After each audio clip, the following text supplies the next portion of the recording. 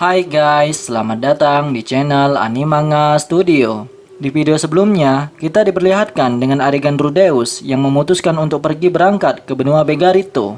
Di video kali ini, gua akan menceritakan dua adegan menarik, yaitu situasi perkembangan Eri selama 3 tahun ini, dan kedua, Rudeus dan Elena Lice yang bergerak menuju ke benua Begarito. Namun sebelum kita mulai, gua mau ngingetin untuk subscribe dan nyalain loncengnya, supaya kalian tidak ketinggalan video terbaru. Oke, tanpa banyak bacot, langsung saja kita menuju lanjutan ceritanya.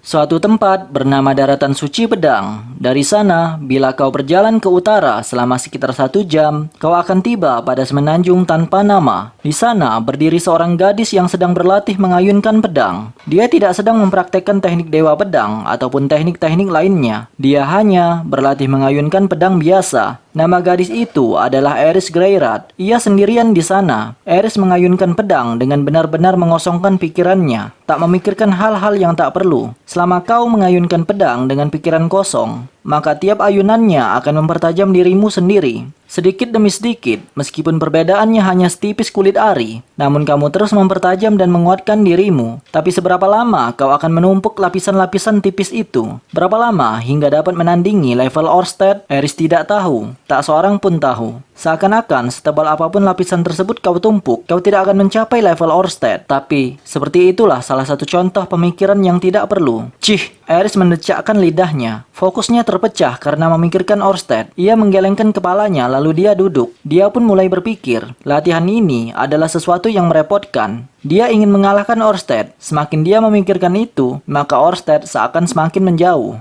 Dulu, shishonya Eris, atau yang lebih dikenal dengan Ghislaine, pernah mengatakan ini, berpikir.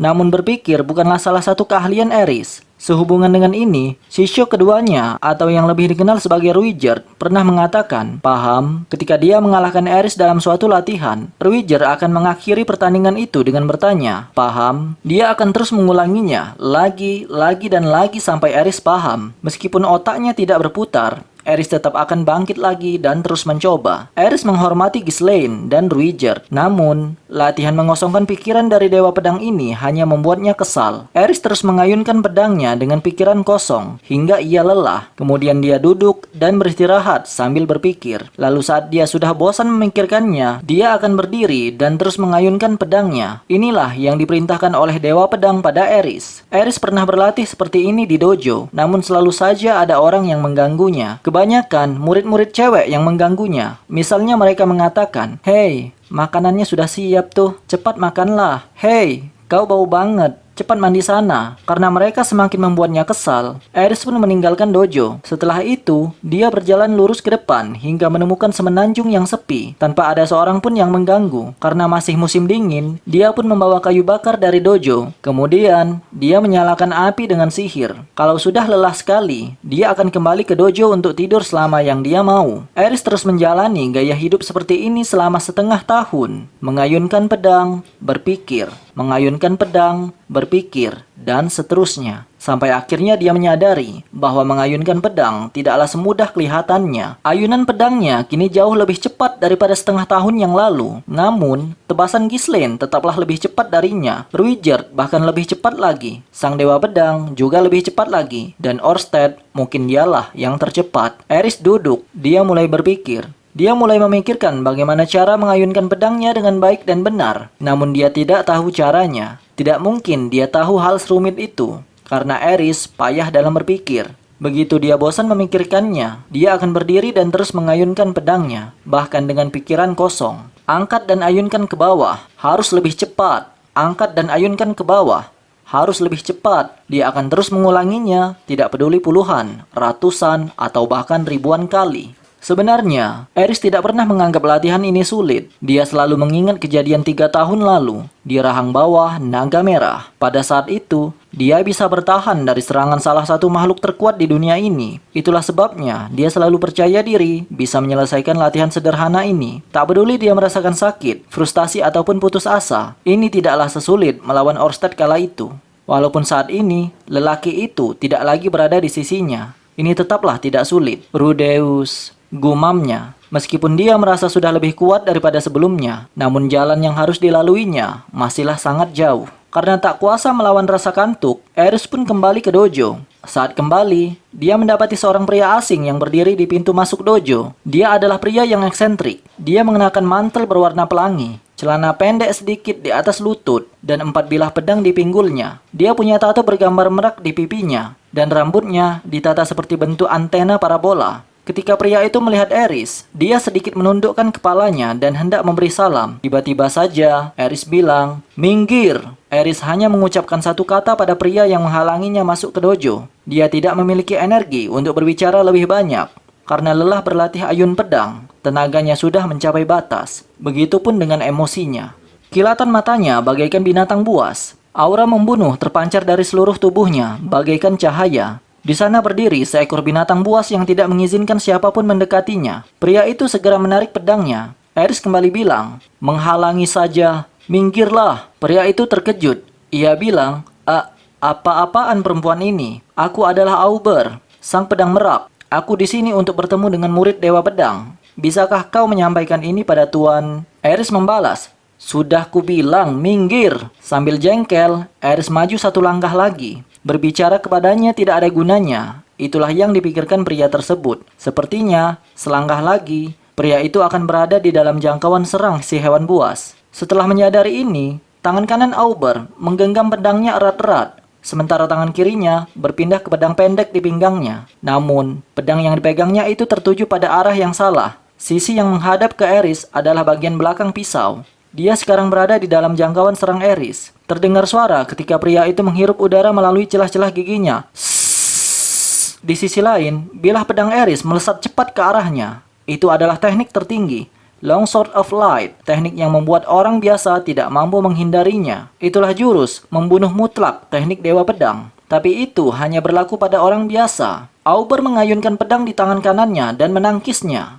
Aris kembali mundur. Setelah itu bersiap melancarkan tebasan kedua. Pedang Aris ditahan oleh pedang di tangan kiri Auber. Auber adalah pengguna pedang ganda, sedangkan Aris sering menggunakan kedua tangannya untuk mengayunkan sebilah pedang. Seharusnya, pedang yang dipegang kedua tangan lebih kuat dibanding pedang yang dipegang dengan satu tangan. Namun ternyata, tebasan Aris berhasil dihentikan. Pedang Aris berhenti tepat di dekat rambut Auber yang seperti parabola. Serangan Aris terhenti, kemudian dia terdorong maju. Pada saat itu, pedang kanan Auber bergerak. Dia membidik leher Aris dan tebasannya bergerak dengan kecepatan yang mengerikan. Cih! Aris melepaskan pedangnya, kemudian menjatuhkan diri ke bawah dengan posisi jongkok. Pedang Auber memotong udara yang barusan saja leher Aris berada di sana. Aris berguling-guling bagaikan kucing. Dia berusaha meraih kembali pedangnya yang barusan dia lepas. Auber segera menendang pedang itu sehingga terpental dan terkubur di salju.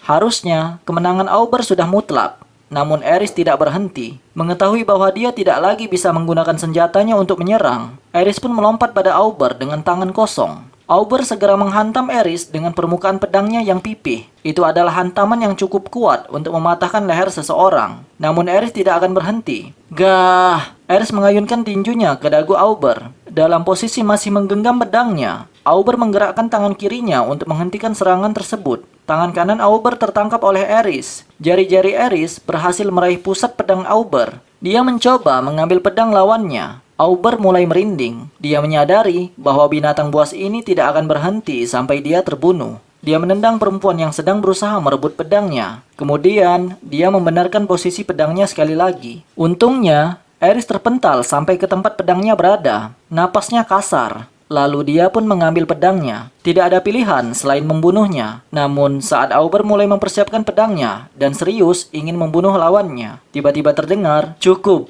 Seseorang mengatakan itu. Seketika hawa membunuh Auber terhenti dan Aris pun juga menghentikan gerakannya. Entah dari mana datangnya, tiba-tiba Dewa Pedang telah berdiri di pintu masuk dojo. Auber menyarungkan pedangnya dan Aris merebahkan tubuhnya di tanah. Dia terengah-engah sembari mendongak ke langit. Wajahnya dipenuhi kefrustasian karena gagal menumbangkan musuhnya. Auber meletakkan tangan kanannya ke dada dan membungkuk. "Lama tak jumpa Tuan Dewa Pedang." Galvarion bilang, "Rupanya kau yang datang, Kaisar Utara." Auber membalas, Aku melihat suratmu dan juga wanita itu. Galvarion kembali bilang, ya, menakjubkan bukan? Auber kembali membalas, ini pertama kalinya aku bertemu dengan seorang swordsman yang begitu serius. Dia seperti binatang buas. Ah, diakah Mad Dog yang pernah kau sebutkan? Sementara Auber mengobrol dengan Dewa Pedang, Aerys berdiri, tubuhnya bergoyang bagaikan hantu. Melihat sosok itu, Auber kembali menyiapkan pedangnya. Aerys hanya melotot pada Auber, kemudian dia memasuki dojo. Lantas, Aerys pun memasuki dojo tanpa melirik Auber yang tercengang di belakangnya. Dia menyeka luka di pipinya. Kemudian tanpa menggoyahkan salju yang menempel di bajunya, dia berjalan menyusuri koridor dan masuk ke kamarnya. Aerys melemparkan pedangnya ke dekat bantal, lalu merobohkan diri pada kasurnya yang keras. Lantas, dia pun terlelap dalam kondisi seperti itu. Dia menyesal atas kekalahannya, namun saat ini, itu adalah hal yang sepele bagi Aerys. Malam itu, Ghislaine tiba di ruang jamuan. Di sana duduk Dewa Pedang Galvarion dan seorang tamu, Kaisar Utara Auber. Ghislaine sedikit mengurutkan dahi ketika melihatnya. Namun, dia tidak begitu memperdulikannya dan nyelonong masuk begitu saja. Kemudian, dia langsung membahas topik permasalahan. Ghislaine bilang, "Shisho, kenapa kamu berhenti mengajar Aerys?" Mendengar itu, Dewa Pedang tertawa terbahak-bahak. Galvarion bilang, "Aku sudah mengajarinya, bukan?" Ghislaine membalas, "Hanya mengajari latihan mengayunkan pedang." Galvarion kembali bilang, "Tidak, bagaimana cara menempa dirinya sendiri?" Setelah itu, Ghislaine masih ngotot mempertanyakan cara latihan yang Galvarion ajarkan pada Aerys. Sebelum Ghislaine menyadarinya, tiba-tiba sebilah pedang diacungkan padanya. Gerakan yang sangat cepat hingga Ghislaine tidak sempat merespon. Galvarion bilang, "Ghislaine, tahukah kau bahwa aku cukup menyesal telah mengajarimu ilmu berpedang?" Ghislaine terdiam. Galvarion melanjutkan, "Kau seperti seekor macan kelaparan yang kehilangan taringnya, kemudian berubah menjadi anak kucing yang mungil. Andaikan kau masih seperti yang dulu, mungkin sekarang kau sudah menyandang gelar Kaisar Pedang." Ketika mendengar perkataan Dewa Pedang, Ghislaine hanya bisa menelan ludah. Belakangan ini, Ghislaine sendiri telah merasa bahwa kemampuannya melemah. Memang, pertumbuhannya sebagai swordsman telah terhenti. Dia tidak akan menjadi lebih kuat daripada kondisinya saat ini. Namun sebagai gantinya, dia mendapatkan sesuatu yang hebat, yaitu kebijakan dan pengetahuan. Itu adalah hal yang tidak pernah dia dapatkan sebagai swordsman. Ghislaine bilang bahwa ia tidak mengerti mengapa gurunya Galvarion tidak lagi melatih Aerys. Dewa Pedang Galvarion menghela nafas. Ia menjelaskan jika ingin melampauinya, maka ikutilah metodenya. Ia kembali menjelaskan bahwa target Aerys adalah mengalahkan Dewa Naga Orsted. Aerys tidak mungkin bisa mengalahkan makhluk itu hanya dengan mendapatkan latihan darinya. Sebenarnya, Dewa Pedang Galvarion pernah sekali melawan Orsted. Itu terjadi sebelum dia menyandang gelar Dewa Pedang, yaitu saat dia masih menjadi Saint Pedang yang keras kepala. Hasilnya, dia kalah total. Bahkan dia masih beruntung nyawanya tidak melayang. Dia juga bingung bagaimana bisa dia kalah dari Orsted tanpa kehilangan sepotong tubuh pun. Mulai saat itu, dia berlatih untuk mendapatkan kekuatan yang bisa melampaui Orsted. Hasilnya adalah statusnya sebagai Dewa Pedang saat ini. Namun, ia mengerti, tetap saja itu belum cukup untuk meraih level yang setara dengan sang Dewa Naga. Singkat cerita, Galvarion menjelaskan bahwa Aerys tidak akan hanya mendapatkan pelajaran darinya. Ia sudah mempersiapkan berbagai hal untuknya. Salah satunya, pria ini. Sembari menunjuk ke arah Auber, Auber memberi anggukan kecil dan menyapa Ghislaine. Auber bilang, "Aku adalah Kaisar Utara, Auber Corvet. Aku dikenal sebagai pedang merak." Ghislaine mengerutkan kening. Dia melakukan itu karena mencium aroma aneh dari tubuh Auber. Itu adalah bau seperti jeruk yang kuat. Mungkin karena parfumnya. Bagi seorang ras hewan seperti Ghislaine, itu adalah aroma yang tidak menyenangkan. Ghislaine bilang, "Ada urusan apa swordsman beraliran Dewa Utara di sini?" Auber membalas, "Aku dipanggil ke sini oleh Tuan Dewa Pedang. Dia memintaku untuk melatih salah satu muridnya." Ghislaine bertanya, "Mengapa Aerys harus mempelajari aliran Dewa Pedang Utara? Dia tidak cocok dengan pergantian teknik seperti ini." Galvarion menjawab, "Karena Dewa Naga juga menggunakannya." Ghislaine terlihat semakin ragu. Dia belum pernah mendengar bahwa Dewa Naga bisa menggunakan teknik pedang Dewa Utara. Kalau Orsted benar-benar bisa menggunakannya, maka kemampuannya berada di atas Dewa Utara itu sendiri. Ghislaine melanjutkan, "Sebetulnya makhluk seperti apa Dewa Naga itu?" Galvarion bilang, "Mana ku tahu, tapi tak peduli teknik Dewa Pedang, Dewa Utara, ataupun Dewa Air, Orsted bisa menggunakan dan menggabungkan semuanya. Singkat cerita, intinya kau harus menguasai ketiganya, maka kau layak untuk melawan Orsted." Kegelapan di wajah Ghislaine mulai lenyap. Betul juga, mempelajari teknik yang digunakan oleh lawan adalah suatu pendekatan yang rasional. Aku mengerti. Jadi Shisho nanti juga akan memanggil pengguna teknik Dewa Air. Galvarion membalas, "Ya, aku akan mengirimkan surat padanya. Karena keraguan Ghislaine telah hilang, Ghislaine langsung berdiri dan memberikan sambutan pada Kaisar Utara, kemudian berlutut dengan salah satu kakinya. Kalau begitu Kaisar Utara, kumohon bantuannya. Auber membalas, Raja Pedang, tentu saja aku akan membantumu. Auber sekali lagi meletakkan tangannya di dada dan membalas sapaannya. Dengan demikian, Aerys akan mulai latihannya dari awal lagi. Dan satu hari, setahun sejak saat itu, Aerys akhirnya akan menjadi Saint Utara. Kita akan kembali ke adegan di mana Rudeus bersiap untuk berangkat menuju benua Begarito. Benua itu berbentuk daratan yang dikelilingi lautan. Tempat tujuan Rudeus adalah kota Dungeon 8. Ada dua jenis rute yang menuju ke sana. Rute pertama adalah berjalan melewati semenanjung benua tengah. Di sana ada Eastport yang merupakan kota pelabuhan di kerajaan Raja Naga. Kemudian menyeberangi laut dengan perahu. Rute ini agak jauh dan memutar. Namun ini adalah rute teraman. Rute yang satunya adalah menggunakan kapal dari kota pelabuhan di kerajaan Asura. Kemudian memasuki benua Begarito dari sisi utara. Ini agak berbahaya, karena itu berarti melintasi sebagian benua Begarito. Tetapi kau bisa menghemat banyak waktu jika memilih rute tersebut. Rute pertama menghabiskan waktu selama 18 bulan, sedangkan rute kedua akan menghabiskan waktu selama 12 bulan saja, kurang lebih begitu. Meskipun kita bisa menemukan rute perjalanan yang lebih efisien, namun tidaklah mungkin mencapai benua Begarito kurang dari 7 bulan. Dengan kata lain, Rudeus tidak akan melihat kelahiran anaknya. Bahkan, itu bukan satu-satunya masalah. Kali ini, Rudeus benar-benar menentang saran Hitogami. Benar, Hitogami bilang, Rudeus akan menyesalinya. Rudeus tidak tahu penyesalan seperti apa yang akan terjadi. Sebenarnya, ada beberapa hal yang bisa Rudeus bayangkan. Misalnya, bisa jadi Rudeus akan kehilangan sesuatu, seperti kehilangan tangan kanan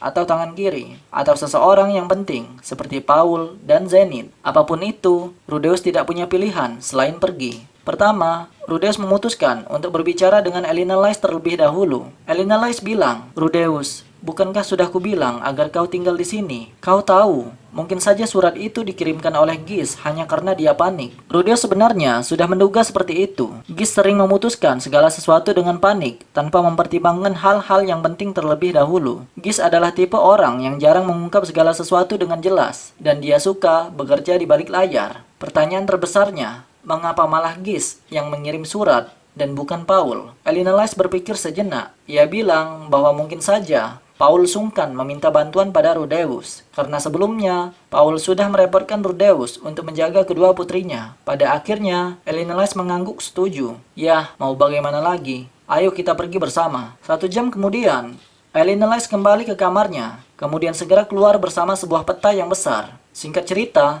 diputuskanlah bahwa mereka akan pergi melalui rute tercepat, yaitu rute kedua. Rute itu memang berbahaya, namun mereka yakin cukup tangguh untuk melewatinya. Elena Lys bilang, kalau tidak salah, Rudeus bisa bicara bahasa dewa tempur kan? Rudeus membalas, ya, tidak terdengar seperti orang aslinya sih. Elena Lys kembali bilang, kalau begitu, lebih baik kita menyewa pemandu sesampainya di sana. Setelah itu, mereka pun membahas berbagai hal sampai ke detailnya. Elena Lys bilang, masalahnya adalah, ini adalah tentang kutukanku. Rudeus mengerti jika dia berhenti berhubungan dengan pria, maka dia bisa mati. Rudeus membalas, aku tidak bisa menjadi partnermu, Elena Lys-san. Rudeus tidak ingin mengkhianati Sylvie atau Cliff. Rudeus melanjutkan, kalau begitu kita bisa menggunakan jasa rumah bordir atau semacamnya di perjalanan. Oh iya, bukankah alat sihir buatan Cliff itu bisa melemahkan efek kutukan? Elena Lys menjawab, jika aku membawanya, maka Cliff akan mengetahui perjalanan ini. Ternyata, Elena Lys tidak memberitahu Cliff tentang rencana keberangkatan ini. Ia akan pergi secara diam-diam. Rudeus bilang bahwa tidak baik jika tidak memberitahunya. Rudeus pun menawarkan diri untuk berbicara padanya. Mereka pun menuju tempat Cliff, ruang penelitian Cliff. Setelah Cliff melihat mereka, dia menunjukkan sempak ajaib itu pada Rudeus dan Elena Lys dengan senyum yang lebar pada wajahnya. Cliff telah memperbaiki alat sihir ini sehingga ukurannya menjadi lebih kecil, sehingga dapat dipakai dalam jangka waktu yang lama tanpa merasakan sakit ketika memakainya. Kemudian, tiba-tiba Rudeus memberanikan diri untuk membicarakan rencana mereka pergi ke benua Begarito.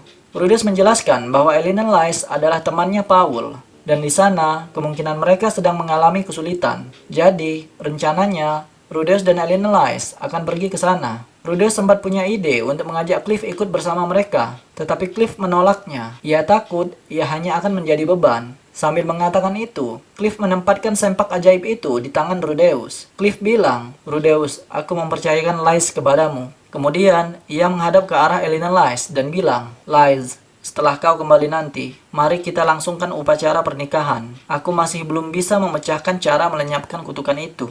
Tapi setidaknya, aku yakin bisa menyiapkan rumah untuk kita diami sebagai keluarga nanti. Cuma ini yang ingin kusampaikan." Elena Lies membalas, "Ah, Cliff, aku mencintaimu lebih dari siapapun di dunia ini." Elena Lies menjatuhkan Cliff dalam pelukannya. Rudeus pikir untuk tidak mengganggu momen mereka berdua. Rudeus pun pergi keluar ruangan untuk berpamitan ke teman-teman yang lain. Singkat cerita, Rudeus berpamitan dengan Ginas. Ia meminta izin untuk tidak bersekolah di sini selama beberapa tahun ke depan, termasuk Elena Lies. Ginas pun paham, ia akan mengurus dokumen untuk absen sementara di sekolah. Ginas dengan senang hati mengusahakannya. Rudeus sangat menghargai itu. Ia mengucapkan terima kasih kepada Ginas, kemudian meninggalkan ruangan guru. Tak lama setelah meninggalkan ruang guru, Rudeus menuju tempat Rinia dan Bursena. Setelah melihat Rudeus, mereka berdua melambaikan tangan dan berjalan mendekati Rudeus. Rudeus memberitahu mereka bahwa ia akan pergi selama setidaknya 2 tahun. Rinia bilang, "Aku mengerti, kami akan kesepiannya." Bursena menimpali, "Kalau bos absen selama 2 tahun penuh, bisa-bisa kami lulus duluan.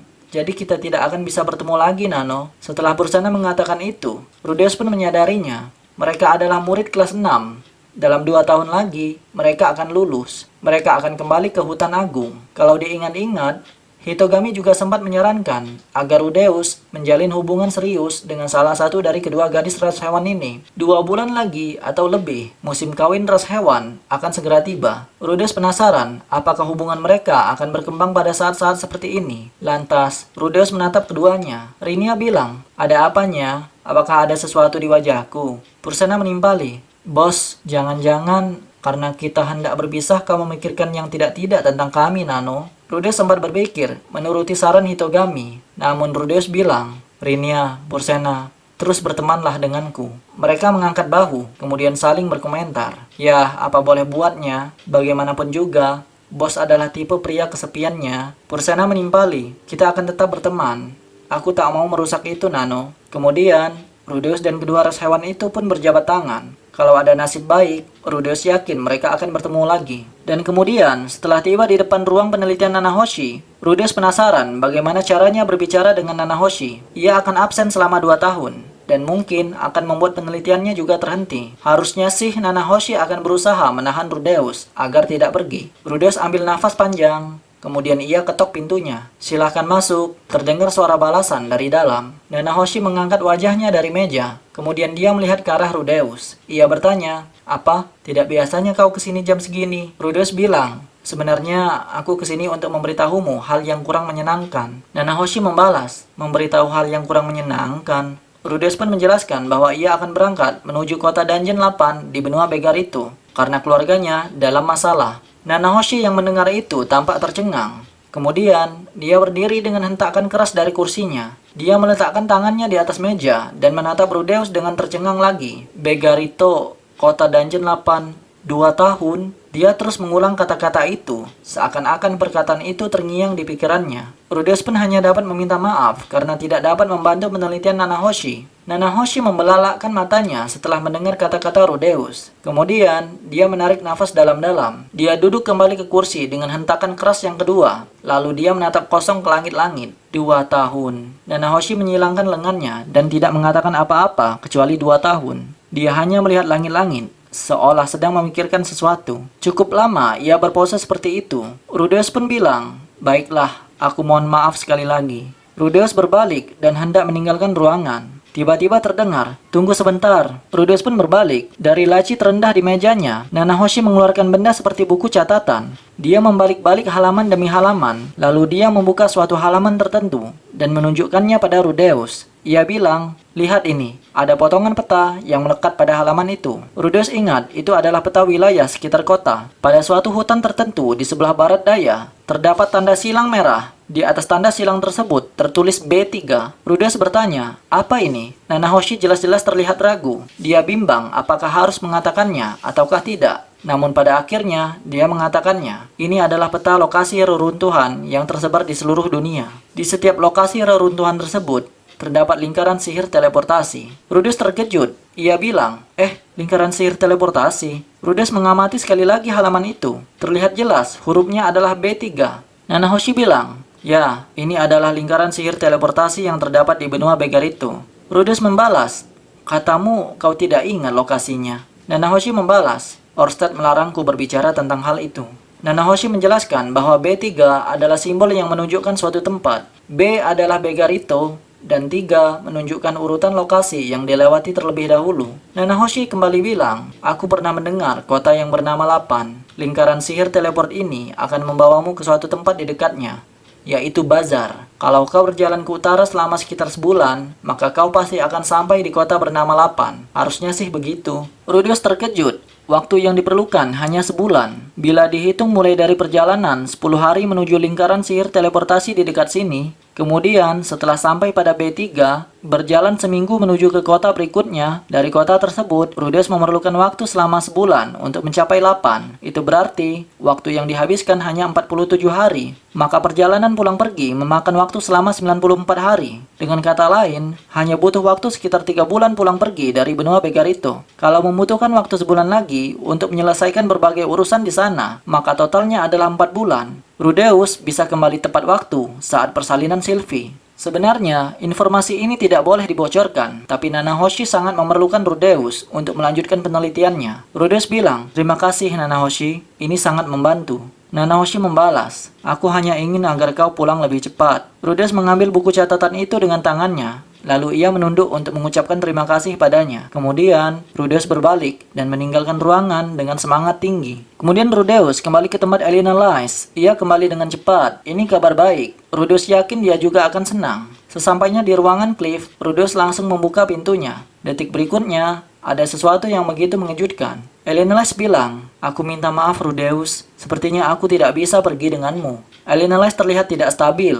Sementara itu, Cliff berada di pojok ruang penelitian, sedang berbaring. Sepertinya ia tertidur. Elena Lice melanjutkan, tidak mungkin aku bisa terpisah dengan Cliff selama 2 tahun. Bahkan wanita jalang sepertiku tidak akan tahan terpisah dari orang yang kucintai. Rudeus membalas, aku mengerti. Tapi sebenarnya, aku sudah menemukan cara untuk memangkas waktu perjalanannya sampai dengan 3 bulan saja. Mendengar itu, Elena Lice tampak terkejut. Rudeus berbisik ke telinga Elena Lice dan bilang bahwa ini semua berkat Nanahoshi. Sembari Rudeus menunjukkan catatan Nanahoshi dan menjelaskan garis besarnya. Elena Lice membolak-balik halaman pada buku catatan tersebut, seakan tidak percaya. Kemudian sorot mata Elena Lice berubah. Itu berarti ia tidak lama berpisah dengan Cliff. Elena Lice pun setuju untuk ikut bersama Rudeus. Dan akhirnya tiba saatnya Rudeus berdiskusi dengan Sylvie. Di ruang tamu rumah mereka, Rudeus berkumpul bersama Sylvie, Aisyah, dan Norn. Rudeus mulai berbicara, aku berencana untuk membantu ayah dan ibu. Mendengar itu,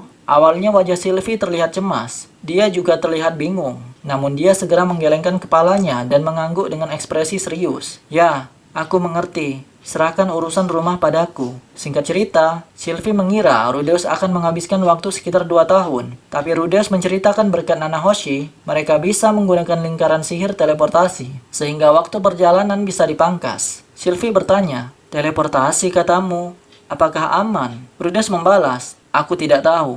Tapi sepertinya Nanahoshi sendiri sudah pernah menggunakannya. Jadi kurasa tidak masalah. Sylvie masih terlihat gelisah. Lalu Rudeus pun memeluknya dan berbisik dekat dengan telinganya. Tidak apa-apa, karena aku pasti akan kembali ke rumah. Kemudian, Rudeus memanggil Aisyah dan menitipkan semuanya kepadanya. Aisyah mengangguk, dan untuk Norn, Rudeus bilang, jika kau merasa bahwa Aisyah atau Sylvie sudah begitu kelelahan, segeralah bantu mereka. Norn membalas, ya Nisan. Sementara itu, Rudeus teringat apakah ia memutuskan nama anak sebelum ia pergi. Tentu saja, Rudeus berniat pulang sebelum si cabang bayi lahir. Tapi untuk jaga-jaga saja, kalau Rudeus pulang terlambat. Rudeus pikir karena dia adalah anaknya Rudeus dan Sylvie. Jika dia cowok, mungkin namanya Sius atau Sirius. Jika dia cewek, mungkin namanya Lucy atau Lulushi. Sylvie bilang, kau bilang nama Rudy? Aisyah menimpali. Oni-chan, kenapa kamu mengatakan hal seperti itu? Norn juga menimpali.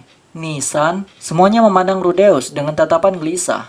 Air mata mulai menggenang di kelopak mata Aisyah. Sepertinya ini adalah suatu kepercayaan di dunia ini. Jika memberi nama ketika hendak pergi, maka orang itu tidak akan kembali lagi. Rudeus akhirnya paham dan sepakat untuk memberi nama setelah Rudeus kembali. Setelah itu, Rudeus berdiri di depan Sylvie dan meletakkan kedua tangan di pundaknya. Sylvie mengerti apa yang akan Rudeus lakukan. Kemudian, dia pun menutup matanya. Norn menutupi matanya dengan tangan, tapi dia masih mengintip Rudeus dan Sylvie dari sela-sela jarinya. Rudeus pun mencium Sylvie dengan lembut, sambil mendengarkan jeritan kecil, "Kya" dari Aisyah. Rudeus dan Elena Lys mengubah rencana perjalanan. Pertama-tama, Rudeus perlu membeli kuda, lalu mereka berdua menungganginya menuju hutan yang terdapat lingkaran teleportasi. Mereka akan menggunakannya untuk berteleport langsung ke benua Begarito. Menurut cerita Nanahoshi, jika berteleport ke titik itu, di utara, mereka akan tiba pada tempat bernama Oasis dan Bazar. Hanya saja, di sana ada gurun pasir yang teramat panas. Setelah tiba di Bazar, dari sana mereka akan menyewa pemandu.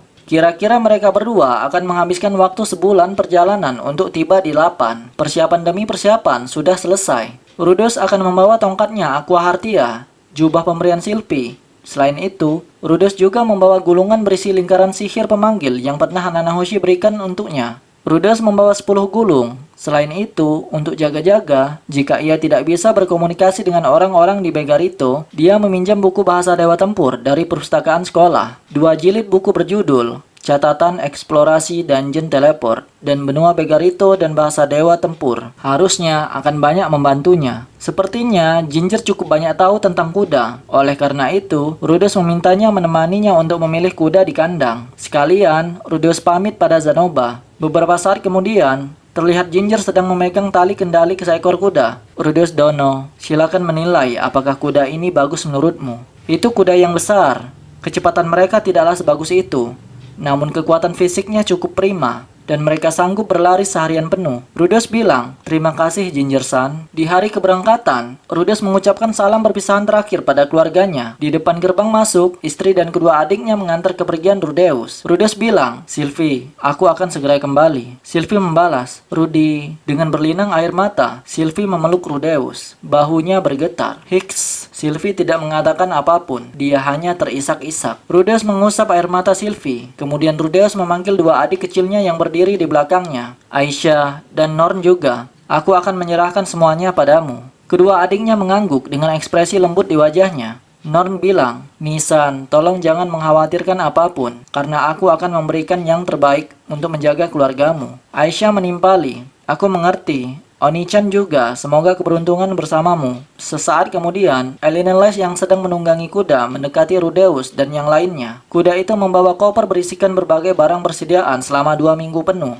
Rudeus bilang, "Kalau begitu, kita akan pergi dan kembali secepatnya." Rudeus melompat ke atas kuda yang ditunggangi Elena Lys. Rudeus duduk di belakang Elena Lys dan mereka pun berangkat. Perjalanan selama 5 hari ke arah barat daya kota sihir Syariah. Mereka tiba di hutan. Mereka berdua juga membawa seorang pria yang disewa dari guild petualang. Dia bertugas merawat kuda dan mengembalikannya nanti. Sesampainya di hutan, kuda hanya akan menjadi penghalang karena kuda tidak cocok dengan iklim gurun. Selama perjalanan, Rudeus menuangkan mana pada sempak ajaib penangkal kutukan itu. Rudeus terus memegangi pinggul Elena Lys untuk menyalurkan mana. Itu membuat si petualang yang mereka sewa melihat Rudeus dengan tatapan iri. Mereka berpisah dengan kuda ketika memasuki hutan. Kemudian, Rudeus menyuruh petualang itu untuk membawa kuda itu kembali ke rumah Rudeus. Nah, ini adalah hutan barat daya. Kalau tidak salah, namanya hutan Lumen. Hutan di sini memiliki pohon-pohon besar. Batangnya juga tebal-tebal. Akar-akar besarnya mencuat keluar dari tanah. Karena cahaya matahari tidak bisa menembus hutan ini, cahaya di hutan ini tampak redup.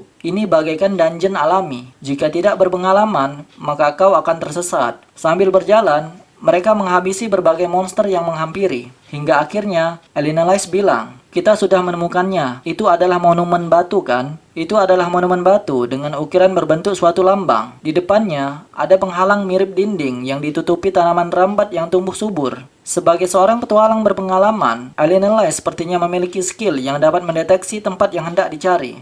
Rudeus pikir mereka berhasil menemukannya lebih cepat. Monumen batu itu mirip dengan monumen batu 7 kekuatan dunia, dan ada lambang Dewa Naga yang terukir padanya. Desainnya berbentuk segitiga yang meruncing. Entah kenapa, ketika kau melihat lambang itu, kau akan langsung merasakan sesuatu kekuatan besar yang terkandung di dalamnya. Namun, lambang ini Sepertinya Rudeus pernah melihatnya sebelumnya. Kemudian Rudeus pun teringat pada ruang bawah tanah rumahnya. Dia juga melihat lambang ini pada penelitian patung hidup yang dikerjakan Zanoba. Tapi detail lambangnya agak berbeda. Hanya saja terkesan mirip dengan lambang tersebut. Apakah mungkin pembuat patung hidup itu adalah orang yang punya hubungan dengan Dewa Naga? Tiba-tiba Alien Lies membuyarkan lamunan Rudeus. Ia bilang, "Ada apa?" Rudeus membalas, tidak ada apa-apa." Rudeus kemudian bilang, "Sekarang ayo kita lepaskan penghalangnya." Alien Lies membalas, "Aku serahkan padamu." Setelah saling bertukar kata singkat, Alien Lies saling mengawasi area sekitar. Rudeus meletakkan tangan di atas monumen batu. Kemudian, Rudeus melihat catatan pada buku Nanahoshi. Kata-kata yang tertulis di buku tersebut adalah suatu mantra. Naga hidup semata-mata mengikuti keyakinannya. Tak ada yang bisa meloloskan diri dari genggaman tangan yang agung. Naga kedua yang mati, dialah yang memiliki mata yang paling fana. Jenderal naga bersisik hijau yang menyilaukan. Dengan nama besar Kaisar Naga Suci Shilar, sekarang izinkan aku menembus penghalang ini. Saat itu, monumen batu mulai mengisap mana dari lengan Rudeus. Bersama dengan itu, di hadapannya, pada tempat yang ditumbuhi pepohonan,